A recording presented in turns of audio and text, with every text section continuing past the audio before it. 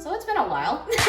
Hello everyone. I am very sad to say this, but it is going to be the final episode for our home cafe, pretty much, I think, of all time now. Aww. I know, so sad. But life has gotten busier, and I also did want to at least end this one with a congratulatory message to the class of 2020 and class of 2021. Congratulations, y'all made it. Ooh. I hope you all also had a very good walk ceremony, because I did not. To those who are going to attend or have already made it, hope you enjoy or have enjoyed. Anyway, today's last recipe is going to be Earl Grey Madeleines, and if you want to see how to do that, then stay tuned. Okay, first things first, we're going to measure out our butter. I am using about half a stick of butter right here. This is salted butter, but you guys can also choose to use unsalted butter. It's all up to your preference. And it's all right if it goes like 10-15 grams over, because actually we're going to be melting the butter down into brown butter, and you're going to be losing a lot of the kind of like the structure of the butter itself, and we're also going to be straining out some of the milk solids that did not actually get melted down into the brown butter. So I have 62 grams of salted butter reading here, and it's going to be going onto the stove to melt on medium-low heat for about, I don't know, however long it takes for the butter to melt. There will also be a couple of cues that I will be sharing on how to keep an eye on brown butter, like probably in like the notes or comments or whatever. For now, we're going to be cracking one egg, measure that out. It's about 48 grams there. That annoys me. Why isn't it 50? So with that, get your small whisk and start breaking up that egg just to loosen it up a little bit. And you don't have to break it up too much, just until it is, just kind of like homogenized, kind of like that, sort of. And adding to that, I'm gonna be adding a cupful of vanilla. That's about 1 teaspoon. And then just mix that up again. Next, I'm gonna tar out this, so then I can add 50 grams of sugar. And then I'll also put these in American measurements with like cups and tablespoons and all that. But it is just easier to get a kitchen scale. So now that we have 50 grams of white granulated sugar, also going to get 10 grams of honey. That's about 2 teaspoons of honey. And then just mix this up again. You'll know when to stop whisking if there's like bubbles that's forming at the surface of the eggs, and so far we are not there yet.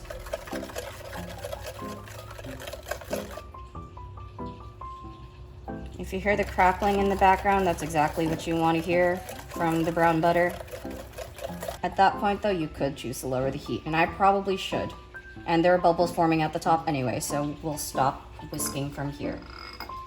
Okay, on the topic of brown butter, it's right here where you can see like the butter is like making this crackling noise. And if I do that to agitate it a little bit, you just kind of have to wait until this hissing sound stops. It might take a little bit of a while, but I try to be cautious and I try to like pull it off the heat before it burns. Okay. Once the sounds have stopped, you can turn off the heat. And then some people will actually let it go longer on the heat.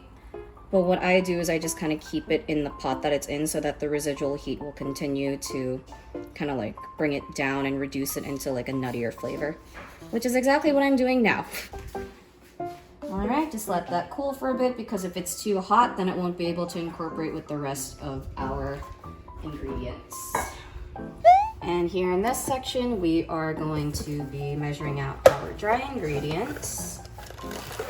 I usually try to do an even proportion of if there was 50 grams of egg, then it's going to be 50 grams of cake flour. And cake flour is just a finer powder here, which will also give you a nicer texture. We're gonna try to get that 50 grams of cake flour here. Okay, so we have 50 grams of cake flour. And then we're also gonna add some almond flour here. So I'm going to be adding about 8 grams is fine. I usually go for 5 to 10, no more than 10, just because if you add more almond flour than that, then the texture gets kind of like sand almost in my mouth. At least that's what I get. Put in 1/4 teaspoon of baking powder, and that's about 1 gram. All right. And then the Earl Grey is going to come in after we sifted our dry ingredients because we don't want to sift out the flavors of the Earl Grey. All right. And then get a tea bag of Earl Grey tea. And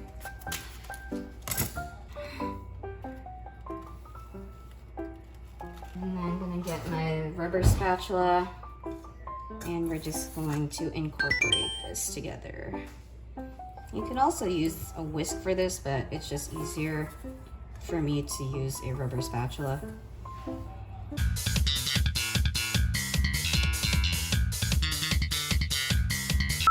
Okay, so from here we're going to be adding in our brown butter. If you want, you can just pour the entire thing, but because I'm trying to preserve the flavor of the Earl Grey, I'm actually going to use a strainer. But do whatever you like, just make sure that your brown butter is cooled a little bit. If it's still too hot, then you want to add it in batches.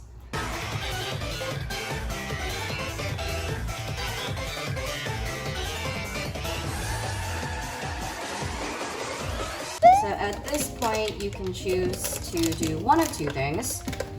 The Madeleine batter, or it's more like a dough at this point, needs to refrigerate for at least 1 hour. You can also do it overnight, but no, you can't freeze it any longer than 24 hours because then it's just going to be, it's going to be really hard for you to handle the dough later on. So you can choose to either put plastic wrap on top of the bowl like this, covering the dough, which I did with a previous batch, or to make things easier for you, if you have it, you can also put the dough in a piping bag, which is usually what I do anyway, but just for demonstration purposes, you can do either or. I'm gonna get every last bit of this, and failing. Good enough. We're not here for perfection. We're just here for the bare minimum. Rude. If you don't have a bench scraper also, this isn't like super necessary, but this just helps make things easier to push the air out and get every last bit to be pushed out when it is time to pipe. And then you can twist that and put it back in the cup that you used to portion it out. But now that I think about it, that's kind of dumb. Now I don't have another cup to use for the other piping. Please hold while I figure out what I'm gonna do with this. Okay, I figured out how to deal with this, so now I am just scooping in the batch I made last night into a new piping bag. Okay, let's cut out this. I should probably have my oven preheating, huh? Convection 375, but in a normal oven that's just going to be 350 degrees. Anyway, now we can actually get going with this. Isn't this Madeleine pan just so cute though? Yes, very cute and quirky and whatever. I asked if it was cute. Damn! The Madeleines are going to expand while they're in the oven, so try not to fill it in all the way. I'd say shoot for 70 to 75%. You can go as big as 80 to 90, but please don't fill it in all the way. And if you have any extra, you can like go to ones that you kind of underfilled.